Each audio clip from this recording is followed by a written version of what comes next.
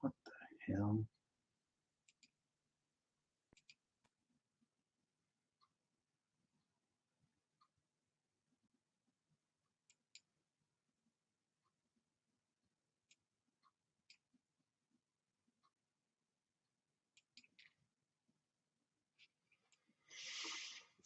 Welcome to the Blab.Cafe number 85. This is a place where you can introduce your business, products, and or services. We'll get started right away. Thanks for joining.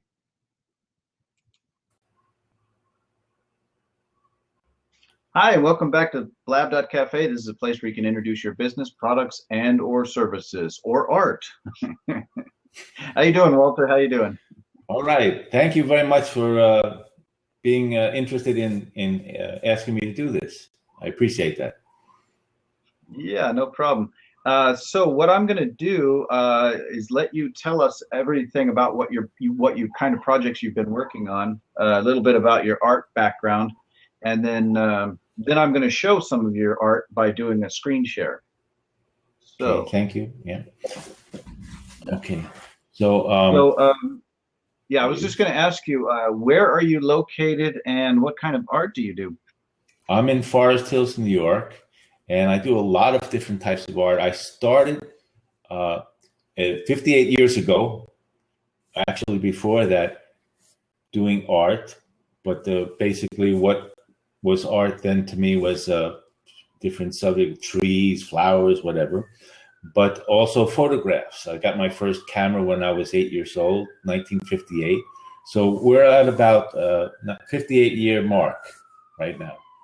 Mm-hmm. And so in between that, there's a lot of my work that no one has seen. Sorry for the ambulance outside. There's a lot of my work that no one has seen, but I did start doing commercial work in 1976. I've been published in Vogue, New York Times, Official, doing fashion. I do a lot of portraits, acting headshots, real estate headshots, a lot of products for different inventors. They could bring me the items that they've invented and photograph it, submit it to the patent office or whatever it is. And actually, the first photograph I ever took, which I can't access right now, it's too many steps to get to that image, was my uncle who actually invented the rotisserie for the barbecue. Uncle Jack Arabian, and he was making shish kebab, and my first photograph was him taking the shish kebab off the skewer, and he's giving me a big smile. He was posed for me, and my father, he's sitting on the side over there, and my aunt was playing badminton with my mother. And so that's a very important picture to me. And I remember when I first took that picture, I had looked at many different magazines, like Look magazine, Life magazine, and National Geographic back then. And when I took this picture, I was wondering if anyone in the world would ever get to see it.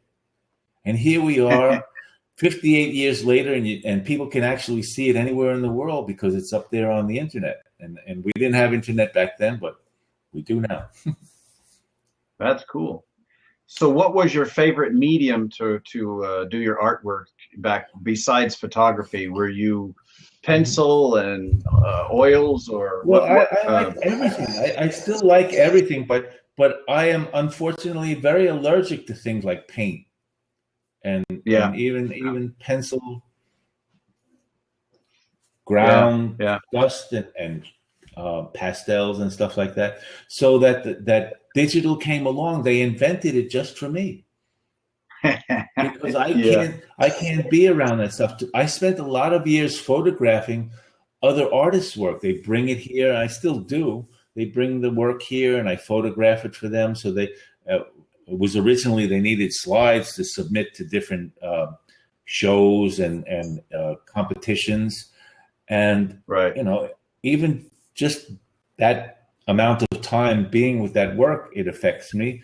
But I had to make a living, so I did that, and I still do it. But when they created digital, I'm working with pure energy, and I'm not allergic to that. And so I'm actually in an infinite generation. I never have to stop. So can you tell me a little bit about this? This actually is pretty cool.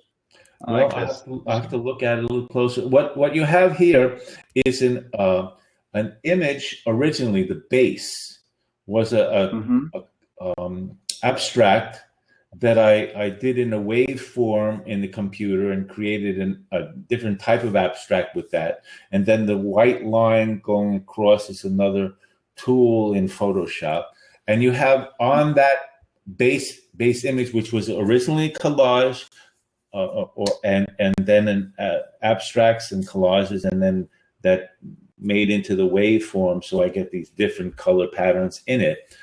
Then on top Mm-hmm. of that, then we have other collages on abstracts, and the center one is one of my first photographs in my first airplane trip back in 1976 that I've mutated and used many different times.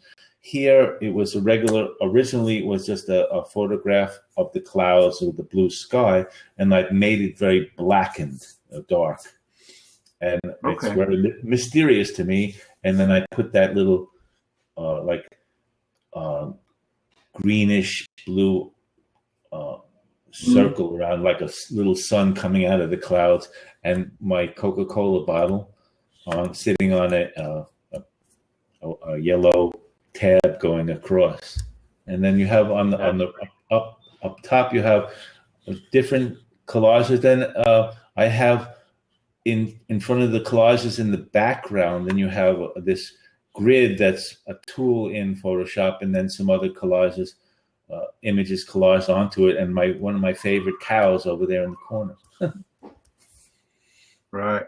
So That's then, cool. and each one, then this one, it has these different shades and colors in this particular image, but then all of my images, no matter what, that are collages and abstracts, I make a series of different shades. So if you say, well, that doesn't match my couch or my wall, you can actually go to the site underneath that image. The link is in the corner here. You should find uh, So the here, this whole is. I series. think.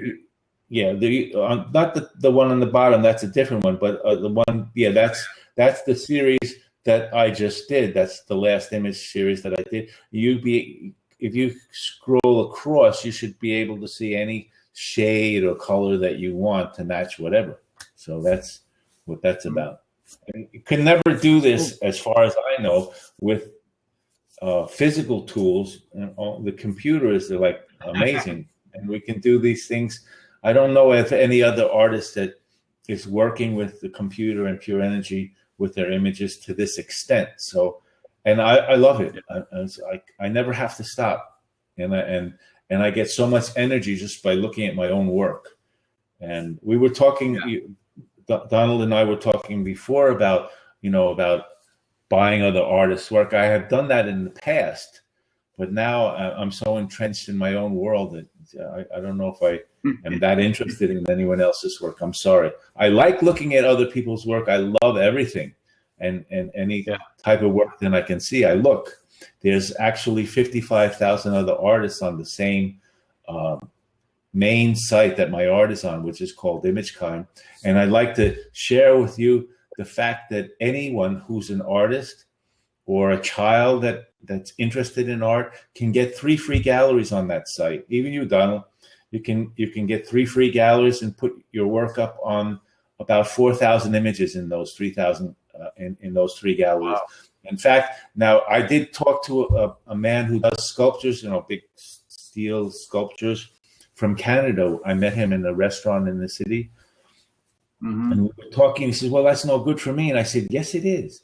I said, "You just take some pictures of your sculpture and put it up, and then this way people will know about your sculpture. You can sell prints of it, but also Yeah. people will find out about your work. So that should help you as well." Yeah.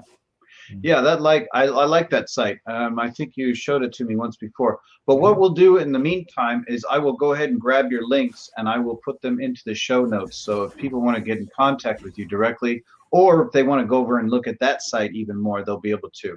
Sure. So if you want to share that link and that other one that you were just mentioning, that would be great. Okay. So The Thanks a link. lot. Okay, we get a little Yeah, link. well, I was just going to say thanks for stopping by, and I will grab those links and put those up onto the show notes over on YouTube. Okay. Thanks for stopping in, Walter. Thank you very much. Have a nice day. Hi, welcome back to the Blab.Cafe. This is a place where you can introduce your business, products, and or services. This is Spy Gadgets rental guy, Monty. How are you doing, Monty? Pretty good. How you been? Pretty good, pretty good. It's That's a good. slow and even pace. Did I ever tell you what a wonderful job you're doing in terms of letting us entrepreneurs and business types get on your show and, and acknowledge what we have, and talk about who we are and where we think we're going and all that? That's really good of you. Yeah, that I sounds just want to say great. congratulations and thanks. Yeah, my hat's off to you for being so persistent. Yeah, thank you. Yeah, I think the consistency pays off in the long run. It really does. So what, you've Yes, got some great kind job. of really cool gadget to talk about today. I'm going to be doing a little bit of screen sharing, and maybe you can tell us about this product that I'm going to be sharing with you on the screen. Okay, fantastic. I need to preface it by letting you guys know who I am and what we do over here at DPL Surveillance Equipment. First of all, we are a state-of-the-art law enforcement grade surveillance and security equipment company. We have three distinguishing things that separate us from the competition. We have lifetime guarantees and warranties on all the products. We have 24/7, 365 tech sales and customer support. We have the largest video library that you're going to see offline or online for that matter, where we demonstrate and show you how these products look, how they work and all that.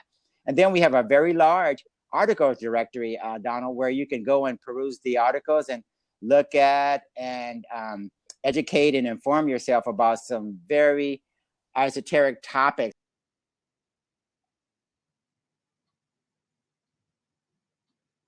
Your screen just froze. Okay, so we've got a bad Wi-Fi connection. Anybody else get a hold of that bad Wi-Fi? Yeah, you got a bad Wi-Fi connection.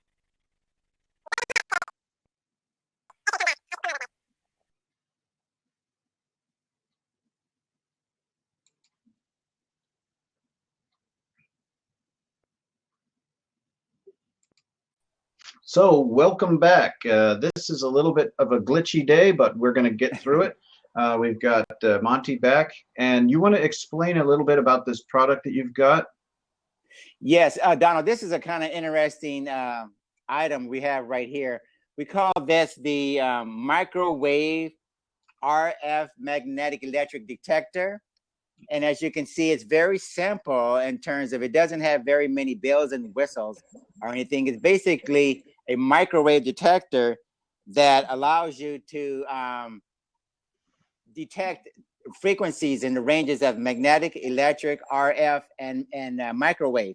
And what we're trying to do, we have a certain classification or type of customer, Donald, that they claim to be electronically harassed. And there's a group called targeted individuals. Okay, these particular groups of people, if you will, they claim that the government, law enforcement, or maybe private citizens, corporate America is harassing them with electronic devices. A lot of times it's microwaves beamed at them, satellite dishes turned on them, RF and magnetic frequencies aimed at them, and they claim to be suffering a tremendous amount of sleep disorders, insomnia, even pain and physical discomfort, right? Okay. And so what we try to do is we try to make sure they understand we have a technical solution to a technical problem. You know, electronic devices typically can detect other electronic devices that are in their presence. So we recommend this particular device that you see in the screen share that Donald's providing up to us. And what it does is when you walk around with it, you use it basically like a metal detector. The little needle goes all the way over to the right-hand side when it detects excessive amounts of, again, microwaves, magnetic, electric, or RF frequencies. So you just walk around with the unit and let it do the work. And and also you should scan your microwave oven to see whether or not it's malfunctioning or emitting high doses of microwaves. You should walk around your house, check out your computers and your laptops and your Wi-Fi routers and your big screen TVs because sometimes, you guys, we have defective products in our homes or offices, and they may be emitting excessive levels of these particular frequencies. And Right. I also found out myself, Donald, that walking around my neighborhood, and for instance, the utility towers, the microwave dishes, the electrical power lines, they were emitting excessive amounts of electromagnetic radiation as well. And I had to Hey, call. I can speak to that because I just Okay. watched one of these programs, which was like one of my favorite YouTube channels, Oh, and okay. they talk about topics that are in the news, and sometimes they sound a little far-fetched, and sometimes They they're really right on. And what true. they were talking about is this woman in France was really super sensitive to electrical currents and electrical waves of any kind. She was Right. so allergic to them that they would make her actually sick. So Oh, she actually had to move away from the city that she lived in, and she moved up into the mountains somewhere where there's like almost zero, radio waves and electronic waves. So that's what it kind of struck me when you started talking about this. Is it was just collecting and uh, you know registering all of these different waves. It's kind of cool. that's interesting that you bring that up, because that's another customer type that we have and that we work with. We call those people electrical hypersensitive Yeah. individuals. And as you can see in the article on the right, you guys, when you get a chance, look at electrical hypersensitivity, the truth. Look at electronic harassment and prevention. How do I know if I've been bugged? Look at targeted individuals, and you're going to see that a lot of these customers, as Donald pointed out, they're really suffering. They have to relocate, they have to quit jobs, and they get alienated from family and friends, and they're really at wits end. They don't know what to do about these situations. So what we're trying to Yeah. do is we're trying to make sure that we serve as a resource center, if you will, a central clearinghouse of information, in addition to having definite products and devices to work with. So we're trying to lend some credibility to a particular area where millions of people all over the planet, you guys, are being affected, and they don't know what to do, and they don't know who to turn to. But we're trying to develop this cottage industry where you have devices that you can rent or you can buy from us, and you can do your own survey, your own scans of your houses, your cars, boat, offices, in addition to your neighborhoods. What do you think about that? Yeah, that's pretty cool. I like those. I like those kind of gadgets. It still reminds me of the old Radio Shacks when I was a kid. It's like, yeah, man, they had all that cool Exactly. stuff. Right. You walk in there, you see all these neat little things. Again, this is the electric magnetic microwave detector. Okay. You guys can buy it or rent it. They all have lifetime guarantees and warranties on them. And we're available 24/7, 365 with our tech sales and customer support. And the unit comes complete with instructions and a couple of business cards and all that. So you guys make sure you understand you're not alone in terms of your suffering from overexposure or electrical hypersensitivity and all those things. Even if you're a target individual, give us a call and we'll be willing to work with you. Cool. That was great. Well, you know where to put the links. Thanks for joining. Right. We'll see you again, Monty. Okay, it's a pleasure. Thanks again.